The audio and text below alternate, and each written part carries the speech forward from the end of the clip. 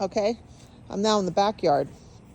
In the backyard, there is, let me think, a total of 8 plus 6, okay, eight zones in the backyard.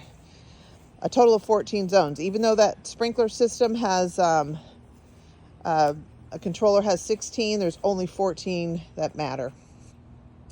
Here is the location of those 8 control valves. There's a couple there, a whole bunch in there, and a couple there. Okay, so all your control valves are there. Let's talk about the zones. There's a zone, let's see, 7, 8, and 9. The first 3 zones in the backyard are grass. I'm just going to get to where you can see it. Zone 7. Zone 7 is going to be this section of grass, which is a large swath of grass that's kind of in the back. Zone 8, again, a bad design zone, if you want my opinion, is these little pieces of grass and then this back section of grass. That's zone 8. Why do I think that it was not very well designed? Here's why. This back section gets sun all day. This front section gets a lot of shade in the morning. In addition to that, they put too many heads in here. So I need to run that zone a lot to make sure that this back gets enough water. The problem is the front section becomes muddy and will actually get a little bit of algae growth if you don't tone it down. One way that I've controlled that is when you get here and notice that these sprinklers right here they are the adjustable kind, and I've got them adjusted off because I'm in the summertime. And in the summertime, I have to run this zone so much to keep that back one on. I want this to stop being watered because there's plenty of sprinklers on the backside, so it covers it. This is getting plenty of water even with those sprinklers turned off. So that's one of the tricks that I did. So that's zone 8. Zone 9 is pretty well designed.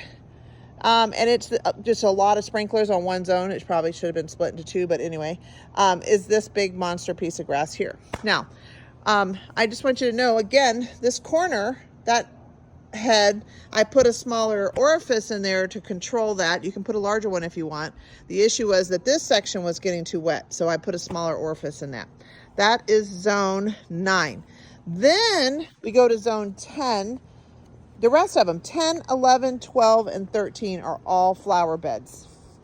Now, I can't remember all of the numbers. I know 10 is in the back here, okay? And then I think 11 is some of the bushes. And then I believe 12 then is another section over here. The reason why I'm over here, I want to talk about this for just a minute. When I had all the redwoods, this whole entire backyard had tons of redwoods, and I had them all removed because they were awful.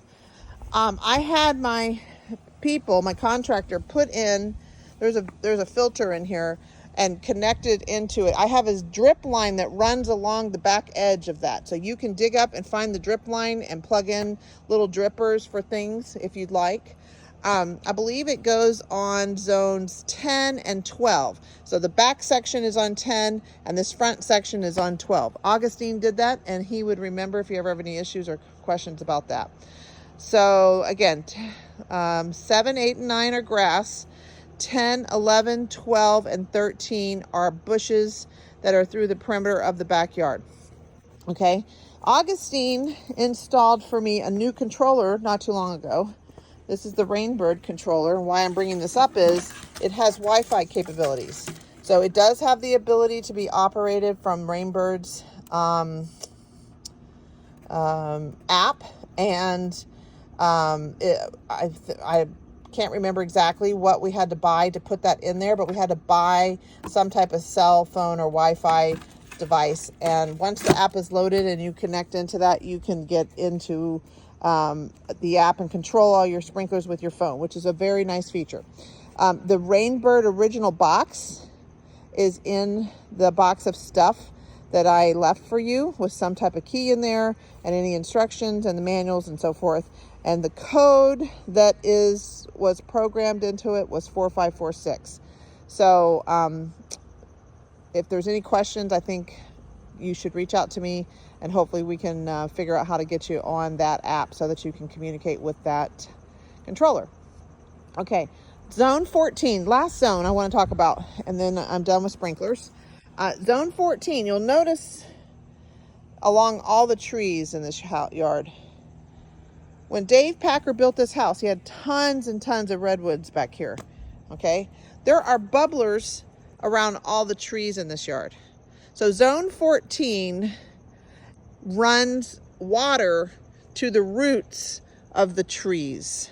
And like this tree I planted, you can see how well it's doing. And that's probably because the roots are being watered instead of the surface. So they're sometimes have to be adjusted. Augustine knows how to do that. But again, zone 14 does not get ran every day or you'll flood your trees. I have it on a separate program and I run it a few times a week in the summer for maybe 5-10 minutes. And then in the winter, maybe once a week. So that way the roots of the tree systems are getting watered. Okay, so again, first 6 are front, 7, 8, 9, 10, 11, 12, 13 are back, and 14 is the trees in the backyard.